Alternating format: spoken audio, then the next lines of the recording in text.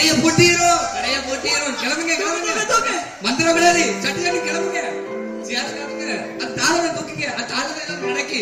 jackpot மாதிரி அப்புறம் தூக்குங்க தாழ முக்கியம் கடையை விடுங்க கடை போட்டுக்கலாம் அவ்வளவு வேற ஆளை காணுமே டப்பு வாப்பா